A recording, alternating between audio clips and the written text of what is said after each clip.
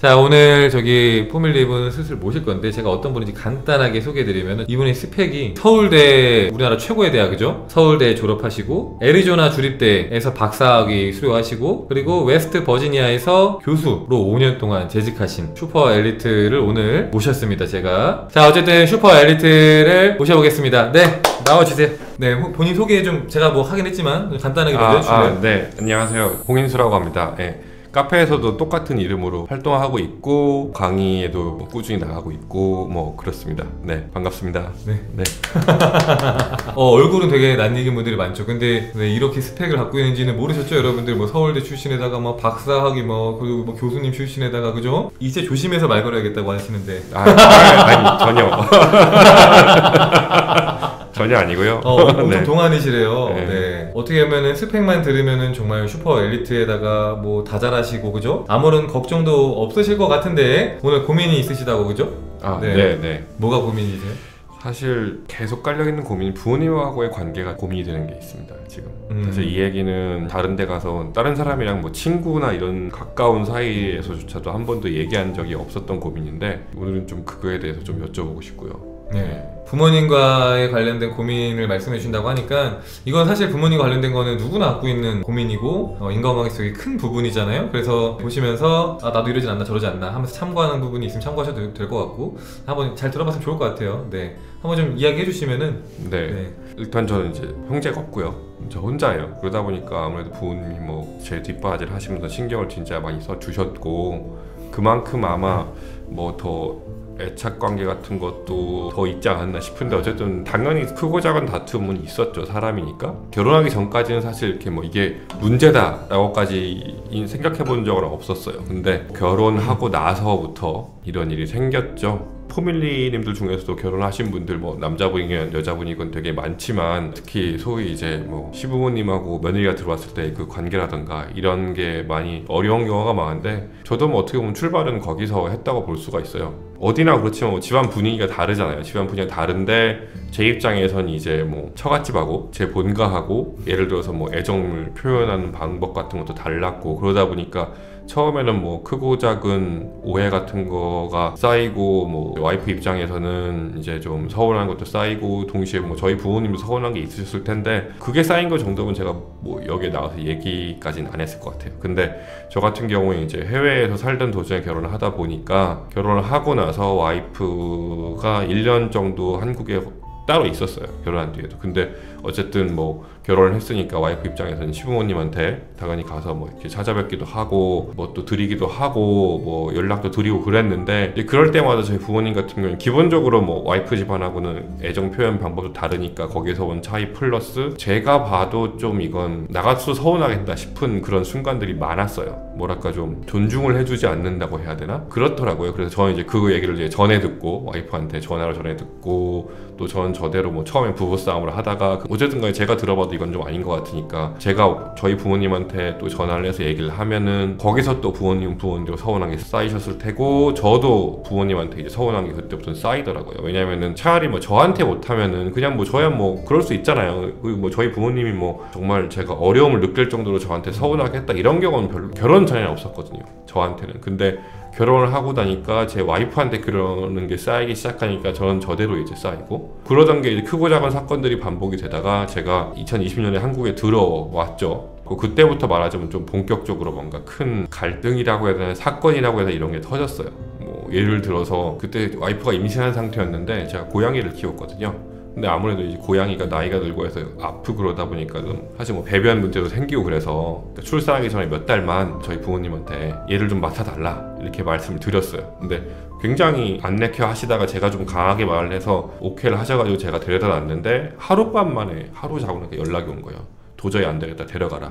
근데 그 안 되겠다는 이유가 얘가 온 집안을 돌아다닌다, 야옹거린다, 잘 때 다가온다 뭐 이런 거예요. 뭐 털 날리고 이런 건 뭐 말할 것도 없고 근데 사실 고양이나 개가 집에 있으면 당연히 돌아다니잖아요. 제 입장에서는 이게 너무 좀 많이 서운한 거죠. 그게 너무 화가 나서 제가 화를 냈더니 너는 부모한테 나이 든 부모한테 그게 뭐냐 라고 역정을 내시는 거예요. 부모님 입장에서는 당연히 뭐 힘드실 수 있는데 이게 상황이 좀 다르잖아요. 사실 이게 출산을 앞두고 있는 상태인데 며느리가 저는 저대로 화가 너무 나가지고 그냥 바로 다시 데려와 버렸어요. 그런 사건도 있고 또 크게는 예를 들어서 저희 딸아이를 와이프가 출산을 하고 제가 연락을 드렸죠. 당연히 이제 손녀가 나왔다고. 근데 며느리한테 전화 한 통 없으셨고 손녀딸을 낳았는데 네, 나왔는데 제가 낳은 걸 모르시는 것도 아니고 연락을 했는데도 그럼 보통 이제 당연히 이제 고생했다고 말을 하잖아요. 연락을 해서 네. 뭐 하다못해 빈말이라도 하잖아요. 네, 그쵸. 네. 애썼다고. 네, 근데 그런 것도 없고 손녀딸한테 애정을 표현한다는 느낌을 제가 못 받았어요. 그러니까 이제 그 단계가 가니까 저는 더 화가 나더라고요. 되게 서운하죠. 네, 그러니까 내 딸인데. 그쵸. 그러니까 제 딸한테 더군다나 이게 저희 집안의 첫 손주거든요. 그러면 보통 이제 일반적으로 굉장히 사랑을 듬뿍 받고 실제로 뭐 저희 처가에서는 제 딸은 진짜 장인어른 장모님이 정말 이뻐해 주시고 집안 친척분들도 다 엄청 이뻐해 주시고 그러는데 저희 집에 가면 이게 무슨 남의 집보다 더 못한 거예요. 어떤 때는 어떤 생각까지 했냐면 지나가는 할머니 할아버지도 얘 보면 예쁘다고 하는데 그죠. 네, 그렇잖아요. 보통 애기들 있으면 우리가 보통 귀엽고 하니까. 근데 그 정도도 아니고 예, 뭐 그런 느낌을 받을 때 굉장히 많았어요. 뭐 전화를 안 한 것부터 시작을 해서 아침에 일어났는데 저희 어머니가 그때 아기가 이유식 먹을 때였는데 아무것도 아침을 준비를 안 해주시는 거예요. 근데 그게 근데 물론 이제 갑자기 내려왔으니까 그런 것도 있을 수도 있고 평소에 관계가 이렇게 좋았으면은 에이 어머니 진짜 좀 그래 이러고 한번 짜증을 내는 정도였을 텐데 이제 쌓인 게 있다 보니까 저도 그렇고 와이프도 그렇고 이게 너무 서운한 거예요. 그렇잖아요. 사람이 자기 자식한테 못하는 게 제일 이제 마음에 걸리는 거다 보니까 그런 게 있었고 뭐 그 뒤에도 저희 아버지가 뭐 갑자기 저한테 전화를 하셔가지고 할 말이 있다고 하시더니 너희들한테 서운한 점이 이렇게 있다고 진짜 오늘 수첩을 꺼내드시고 얘기를 하시는데 사실 그것도 제 입장에서는 너무 많이 서운하고 화가 났죠. 우리 입장에서 서운한 게 있고 제가 뭐 좋게도 말해보고 뭐 화도 내보고 해서 그런 부분을 여러 번 얘기를 했는데도 전혀 변화가 없는 상태에서 오히려 당신이 이렇게 서운한 것부터 그것도 좀 항목들이 좀 저희 입장에서는 좀 그랬어요. 들었을 때 이게 하나하나가 그렇구나라고 받아들이기 힘든 내용들이 많았다 보니까 그런 일도 있고 하여튼 뭐 큰 사건이 뭐 여러 개가 있고 자잘한 건 너무 많고 하다 보니까 지금은 거의 사실상 연락을 1년 넘게 안 했어요. 1년 넘게 연락 안 하고 있어요. 안 하시고 연락을 저희 부모님 다 안 하시고 저한테 저도 안 하고 뭐 당연히 와이프는 안 하고 뭐 진짜 무슨 손녀딸 생일 때도 문자 한 통 없고 그러셨어요. 그래서 계속 그 상태로 있으니까 뭐 악순환 아니죠 뭐 계속. 그럼 마지막으로 언제 뵀어요 부모님? 마지막으로 뵌 건 한 2년 된 것 같아요. 얼굴 본 거는 그렇고 뭐 전화는 잠깐 있었지만은 근데 제 입장에서는 사실 당연히 서운하고 진짜 미운 감정도 있지만 어떤 때는 굉장히 죄송스러운 거예요. 왜냐면 어쨌든 간에 제 부모님이고 그쵸 저를 키워주신 분이고 뒷바라지를 많이 해주셨거든요. 뭐 어쨌든 이제 연세도 좀 있으시고 하니까 진짜 좀 손녀딸도 보고 좀 같이 왔다 갔다 하고 그래야 되는데 그게 전혀 안 되고 있으니까 되게 많이 외로우실 거 아니에요. 그래서 주변에서 친구분들도 보이고 그런데 그래서 그런 걸 못 해드리고 있다는 생각이 들면 진짜 어떤 때는 되게 너무 죄송한 거예요. 너무 가슴이 아프고 내가 진짜 연세가 이제 어느 정도 좀 드셨는데 이렇게 계속 있어도 되나라는 생각이 그래서 이걸 개선을 해보고 싶은데 제 입장에서는 그런 생각을 하는 거예요. 나는 할 만큼 한 것 같은데 제가 여기서 더 뭘 어떻게 해야 되지? 이런 생각이 드는 거예요. 그냥 이 상태에서 완전히 그냥 바닥에 가라앉아서 이게 전혀 변화가 없이 안 좋은 상태로만 계속 벌써 한 2년, 3년 넘게 이렇게 가고 있으니까 어떻게 해야 될지 전혀 감이 안 오는 거예요. 제가 쭉 봤을 때 뭐 임수님의 마음, 뭐 부모님의 마음, 그리고 또 와이프의 마음 이렇게 쭉 봤을 때 얘기 듣기도 하고 마음을 봤을 때 당연히 힘들 수밖에 없었던 상황이다. 임수님도 그렇고 뭐 와이프도 그렇고 부모님도 그렇고 힘들 수밖에 없었던 상황이라는 생각이 일단은 가장 먼저 들어요. 왜냐면은 제가 인수님을 보나 뭐 부모님을 보나 그리고 또 와이프분을 보나 마음에 뭐가 있냐면은 나 존중받고 싶어. 날 좀 존중해줘. 이런 마음들이 되게 강하게 느껴지거든요. 그런 상황에서 이제 마음이 어떻게 작용을 하냐. 와이프가 나한테 뭐라고 하네? 어머니든 뭐 아버지든 얘기하면은 뭐 또 부딪히네? 이 사이에서 왜 나한테만 이러지? 그러니까 뭐냐면은 날 왜 존중해주지 않는 거야?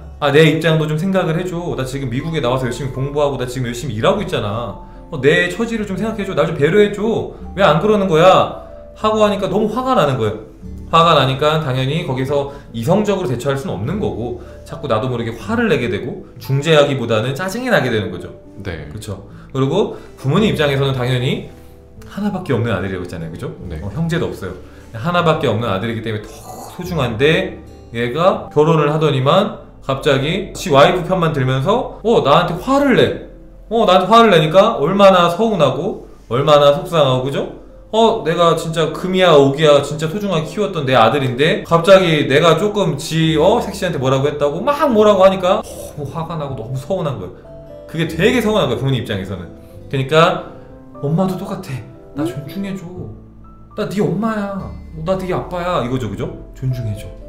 와이프 입장에서도 내 상황 이해해줘. 존중해줘. 다 똑같은 마음. 세 분이 다 똑같은 마음으로. 근데 문제가 뭐냐면 똑같이 세 분 다 똑같은 마음이기 때문에 누군가가 한 명은 해결을 해야 되는데 해결할 수 없는 거죠. 왜냐면은 세 분 다 너무 화가 나는 거예요. 서로의 입장에서 나는 이 상황에서 존중받지 못했고 난 이 상황에서 배려받지 못했고 내 지금의 상황들을 알아주지 않았어. 세 분 다 똑같아요. 제가 봤을 때는. 그러니까 이 상황이 해결될 수가 없고 그리고 그 뒤에 펼쳐지는 일들은 사실은 이제 이미 답이 정해진 거죠. 이미 여기에서 서운해가 세 분 마음에 모두 탁 바뀌었기 때문에 앞으로 펼쳐질 일들은 더 서운해질 수밖에 없고 더 화가 날 수밖에 없고 그게 그 감정들이 이게 몇 년이 지난 거잖아요. 그죠? 네. 몇 년이 지나다 보니까 그 골이 당연히 깊어지는 거죠. 깊어지니까 그 화가 서운함이 딸한테까지 이어진 거예요. 근데 사실은 이게 되게 유순 입장에서 더 화가 나는 포인트인 거죠. 아니 나한테 기분 나빠도 그걸 나한테 풀어야지 왜 죄 없는데 딸한테 이렇게 하냐. 그렇잖아요. 네. 그러니까 더 그게 이해가 안 되고 더 악순환이 되는 거죠. 그래서 사실은 이걸 이제 해결을 하려면은 한 사람이 다른 의식에서 접근을 해야 돼요. 그러니까 나 존중받고 싶어의 마음으로 서로가 서로한테 다가가면은 해결될 수가 없는 거잖아요. 그러니까 한 사람이 각자의 마음을 조금 더 이해해 주려는 태도로, 그러니까 한마디로 뭐 우리가 속된 말로 조금 약간 숙이고 들어가는 거죠. 왜냐면은 부모님이시자니까, 나의 부모님, 날 낳아주신 분이니까 내가 서운한 거 당연히 있죠, 그죠? 서운한 거 당연히 있고 화가 난 거 당연히 있고 아쉽고 막 이랬으면 좋겠고 저랬으면 좋겠고 이런 거 당연히 있는데 그럼에도 불구하고 부모님 말이 맞습니다 하고 그냥 부모님 마음을 헤아려 주는 게 필요하거든요. 근데 그 과정을 와이프랑 같이 할 필요 없어요. 그냥 혼자 가서 부모님한테 가서 솔직히 잘 지내고 싶잖아요, 그죠? 그쵸. 이렇게 연세도 있으시고 네. 그게 아니라고 해도 관계가 좋을 수 있는 게 훨씬 낫잖아요. 맞죠. 왜냐면 마음 계속 불편하실 거 아니에요. 네. 한 번씩 이제 어르신들 볼 때마다 부모님 생각나실 거 아니에요, 그죠? 그쵸. 생각이 당연히 날 수밖에 없고 계속 그게 한 구석에 이렇게 어두컴컴한 거 한 덩어리 하나 있는 그런 느낌? 네, 그런 느낌으로 있어서 그러니까 이게 가화만사성이라고 하잖아요. 가화만사성. 이게 집안이 화목해야지 만사가 잘 풀리거든요. 부모님과의 관계가 안 좋으면은 계속 이제 내가 부모님을 안 보고 있어도 마음 한켠은 계속해서 신경이 쓰이고 불편하고 그러다 보면 당연히 내가 마음이 좋을 수가 없잖아요. 그렇게까지 최상이 될 수가 없죠. 그러면 그게 사실 인수님한테도 안 좋고 부모님 입장에서도 내 자식 못 보는데 좋을 리는 없거든요. 당연히 기분 나쁠 수 있는 상황인 것은 100번 이해하고 충분히 화가 날 수 있는 상황이지만 사실 이 문제가 해결되지 않는 이유는 서로가 서로의 입장에서 생각하기 때문이거든요. 부모님이 말을 했을 때 부모님 왜 이렇게 말씀하시지? 이걸 생각하는 게 아니라 저건 틀렸는데? 이거 좀 과한데? 이렇게 접근하신 거잖아요, 그죠? 네. 이건 틀린 말인데 저거는 맞지 않는데 진짜 근데 부모님이 잘못 말씀하신 걸 수도 있어요. 객관적으로 봤을 때. 하지만 그게 중요한 게 아니라 부모님이 왜 그렇게 말씀하셨을까를 보면은 제가 봤을 때는 저 다 모르지만 지금 이 들은 얘기로 봤을 때는 존중받고 싶다. 내 아들 예전처럼 나한테 잘해줬으면 좋겠고 나 지금 내 아들 뺏긴 것 같아. 그게 나 너무 속상해. 나 존중받고 싶어. 어머니든 아버지든 존중받고 싶어. 예전처럼 잘 지내고 싶어. 그게 제가 봤을 때는 가장 크다고 보거든요. 그래서 그 마음을 헤아린다고 하면은 충분히 그냥 숙이고 죄송하다 하고 먼저 가서 제가 조금 뭐 화를 냈던 부분들이나 말을 좀 한 번씩 세게 나갔던 부분들 너무 죄송하고 너무 사과드리고 잘 지내고 싶다. 부모님이랑 잘 지내고 싶다. 그런 마음이 아니었다. 잘 지내고 싶은데 자꾸 엇나가니까 그게 나 너무 속상해서 나도 모르게 자꾸 그렇게 표현했다. 왜 내가 인생을 처음 살고 어떻게 해야 되는지 나 솔직히 나도 몰랐다. 근데 돌아보니까 내가 잘못했던 부분들이 있는 것 같다 라고 그냥 담백하게 얘기하시면서 정말 진심으로 얘기하면은 좀 시간이 좀 걸릴 수는 있어도 저는 풀 수 있는 문제라고 생각해요. 그러고 나서 기분이 조금 풀어지시면은 나중에 지금 말고 나중에 풀어지시면은 근데 이런 부분들은 조금 서운했어요 어머니 아버지 하면은 제가 봤을 때는 어머니 아버지 분명히 들어줄 수 있다고 생각해요. 윤수님도 마음 공부하시니까 이제는 그죠? 네. 그때는 안 했지만 그죠? 네. 그래서 지금 생각해보면 그래도 조금 후회되거나 아 이때 이렇게 하면 좋았을 것 같은데 라는 생각이 드는 것들도 있으시죠? 네, 있죠. 뭐 어떻게 하실 거예요? 그러면은 제가 움직여야 되는 건 뭐 맞는 것 같고 여기서 그렇다고 뭐 지금 상황에서는 사실 어떻게 보면 찾아가서 얘기를 하다 보면은 또 싸울 것 같아요. 아 화내실 것 같아요. 하여튼 고민을 해보겠습니다. 근데 뭐 물론 이제 고민한다는 게 이제 생각만 하고 아무것도 안 하겠다는 건 아니고 네. 근데 행동을 하기 전에 되게 생각은 많이 해보고 움직여야 될 것 같아요. 네, 어떻게 뭐 얘기를 풀어가야 될지 시간은 당연히 걸릴 것 같은데 네. 제가 봤을 때는 방송 초반에도 말씀을 드렸지만 제일 중요한 거는 이 에너지거든요. 에너지라고 하는 게 많은 것들이 함축되어 있는 말이에요. 그냥 단순히 뭐 에너지 세다, 뭐 에너지 약하다, 아니면 에너지가 뭐 좋다, 나쁘다 이런 그런 수준이 아니라 그러니까 흔히 말해서 높은 의식, 에너지 주파수에 머문다라고 하는 것은 뭐랄까 조금 더 높은 데서 볼 수 있는 거거든요. 네. 조금 더 높은 데서 조금 더 많은 걸 헤아릴 수 있는 거예요. 그러면은 조금 더 많은 것들을 이해할 수 있어요. 그런데 그러려면은 그게 순간적으로 올린 감정, 그게 에너지 주파수 높다고 표현하지 않거든요. 내가 좀 유지가 되는 게 높다고 하는 거지. 그래서 제가 봤을 때 지금은 마음 공부에 조금 더 좀 집중을 하시고 그렇게 해서 내가 나의 어떤 마음들을 조금 더 키워나가고 그 다음에 그렇게 하다 보면은 주파수가 높아지는 건 사실 사랑이 커지는 거잖아요. 마음이 좀 따뜻해진다는 걸 의미하는데 마음이 좀 따뜻해졌을 때 그때 이야기를 해보면 좋겠고 지금 이제 경희님이 편지를 쓰라고 하시는데 편지도 좋을 것 같아요. 근데 지금 말고 좀 마음이 좀 더, 사랑으로 가득 찼을 때 네. 그때 진심을 담아서 편지에다가 하고 싶은 말 쫙 써갖고 보내면은 그게 다시 관계를 봉합하는 첫 단추가 되지 않을까. 좀 그런 생각이 조금 드네요. 알겠습니다. 답이 좀 되세요? 네. 아니면? 아니, 정말 실마리가 안 잡혔는데 네. 답이 많이 된 것 같아요.